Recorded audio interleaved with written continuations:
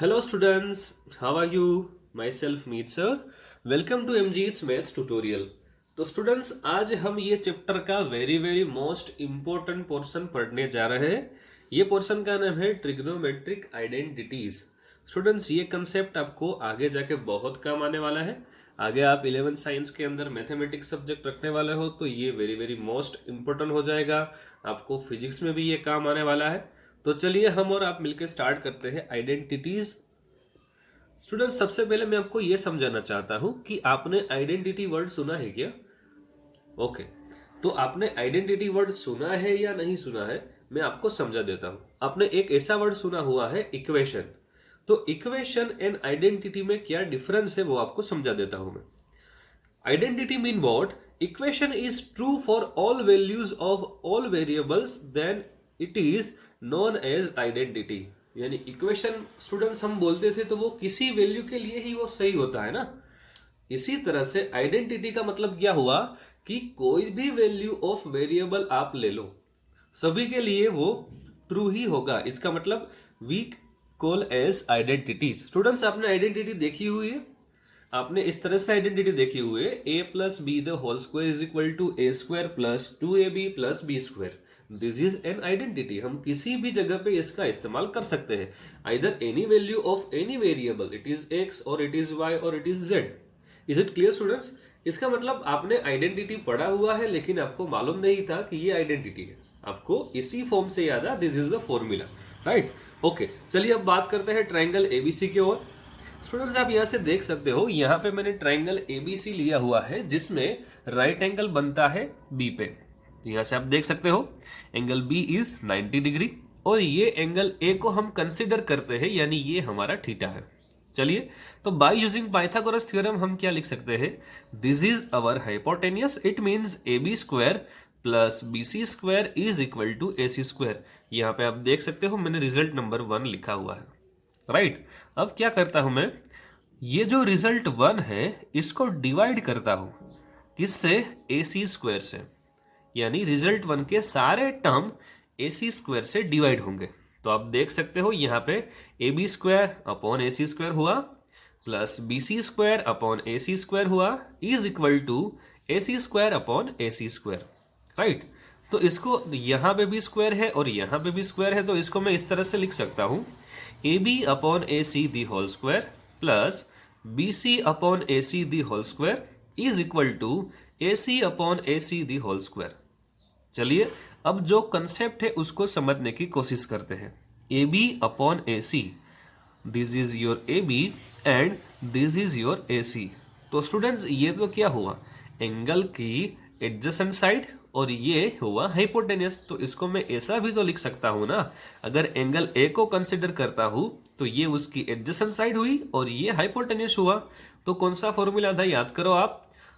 कोस, yes, very good. तो ये formula हुआ कोस का। तो इसको मैं क्या लिख सकता हूं? कोस A the whole square plus दूसरा क्या गिवन है? बी सी अपॉन ए सी। इसका मतलब ये एंगल की अपोजिट साइड अपॉन ए सी का मतलब होता है hypotenuse.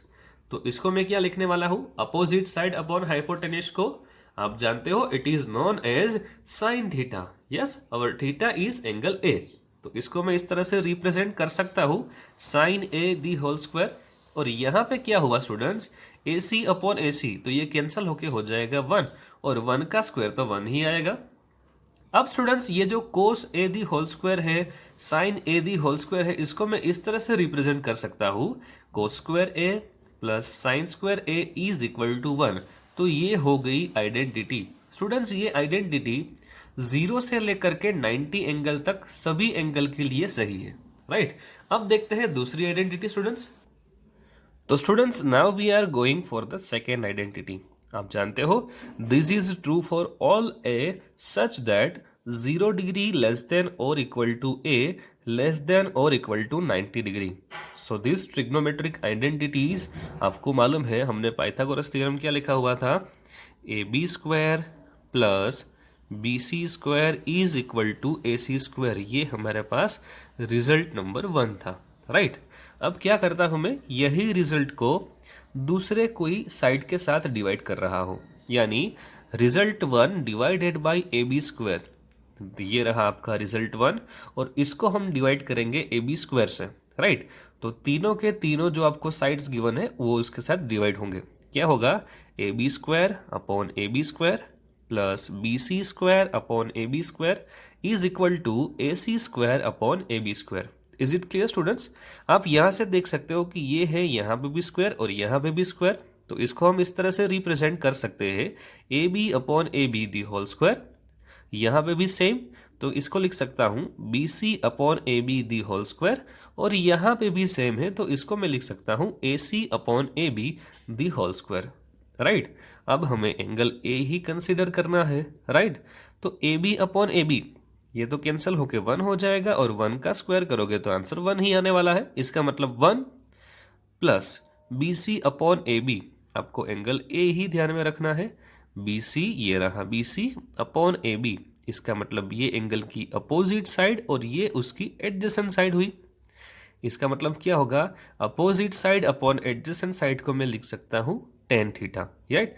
Our theta is angle A, तो इसको मैं रिप्रेजेंट कर सकता हूं टेन स्क्वायर ए, और यहां पे ए सी अपॉन ए बी, यानी ए सी क्या हुआ, ये रहा ए सी और ये रहा आपका ए बी।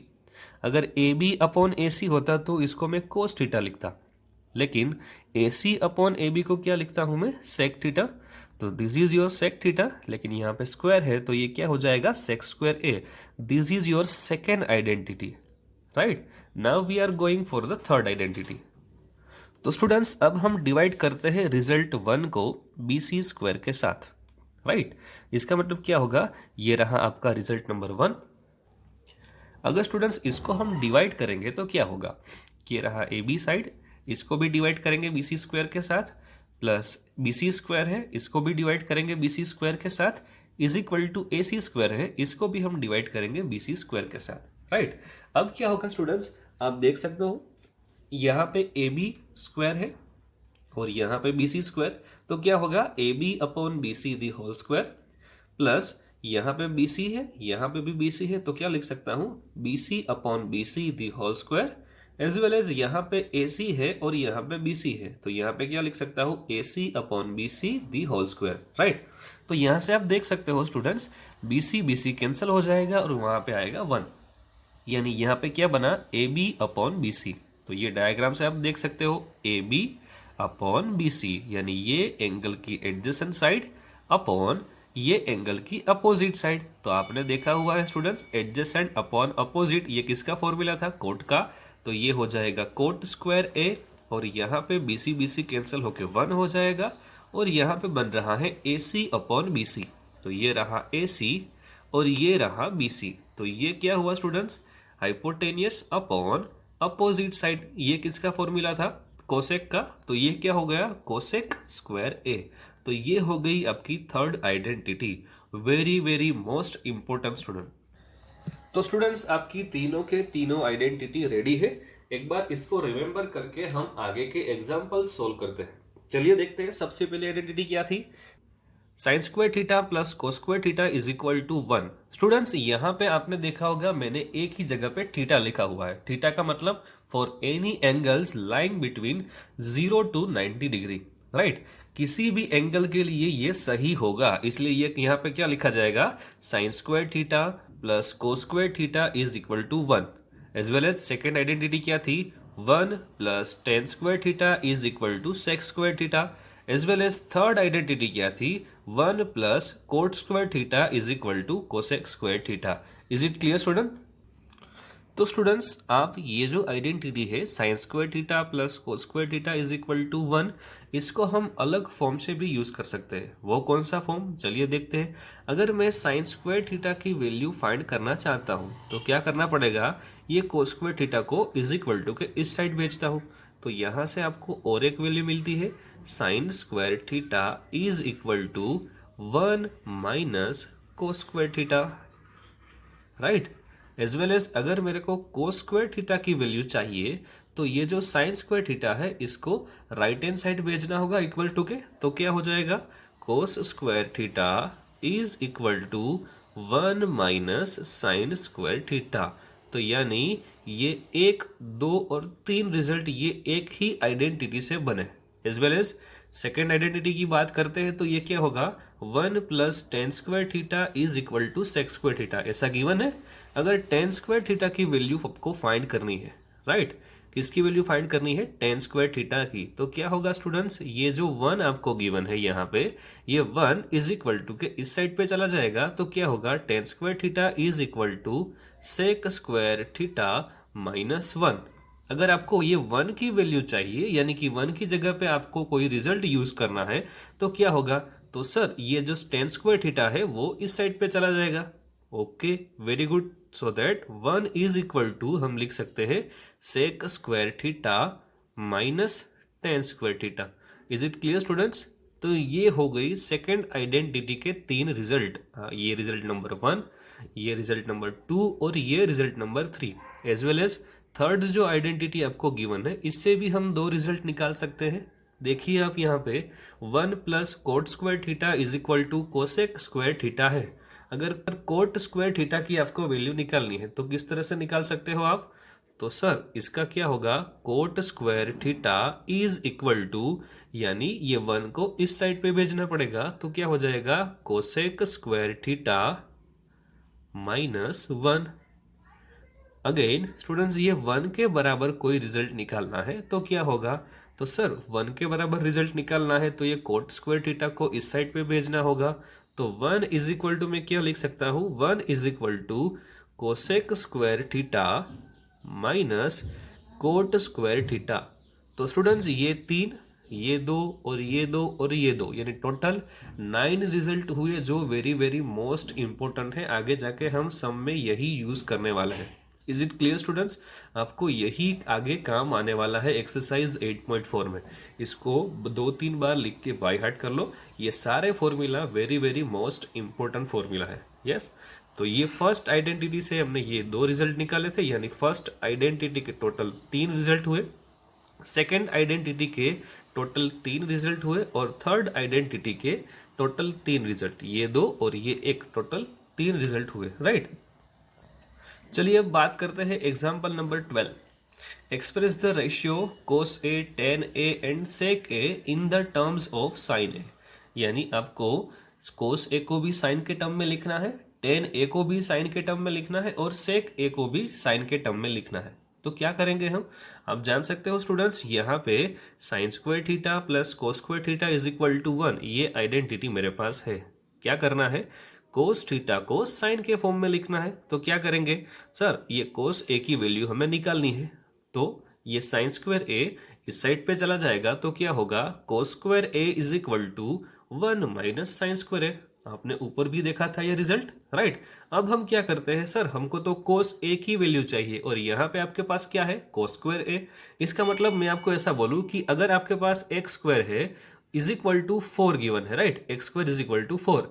अगर एक्स की वैल्यू निकालनी होगी तो क्या करोगे आप, X is equal to plus और minus 2। Is it clear students? लेकिन यहाँ पे भी वही होगा, कोस ए की वैल्यू निकालेंगे तो ये सारी वैल्यू स्क्वायर रूट में चली जाएगी, तो ये क्या होगा, प्लस और minus under root 1 minus sine square A. Is it clear? ये होगा प्लस और माइनस, लेकिन स्टूडेंट्स हम यहाँ पे सिर्फ रिजल्ट प्लस ही यूज करने वाले हैं, क्योंकि ये हम बात कर रहे हैं वो फर्स्ट क्वाड्रेंट की है, यानी 0 to 90 डिग्री की ही बात कर रहे हैं। और 0 to 90 डिग्री में सारे sine, cos, tan, cot, cos, cosec, ये सारे पॉजिटिव रहते हैं। इसका मतलब cos A is equal to under root 1 minus sine square A, यानी यहाँ पे नेगेटिव हम नहीं लिख सकते। तो ये हो गया आपका फर्स्ट आंसर, कोस ए की वैल्यू आपको इन द टर्म्स ऑफ साइन में मिल गई, राइट। अब बात करते हैं टेन ए फाइंड करने के लिए। Tan A is equal to sine A upon cos A. आपके पास साइन की वैल्यू तो साइन एज इट इज है, कोस की जगह पे मैं लिख सकता हूँ under root 1 minus sine square A. तो ये देखो टेन की वैल्यू साइन के टर्म में आ गई। एज वेल एज अब बात करते हैं सेक ए की बारे में।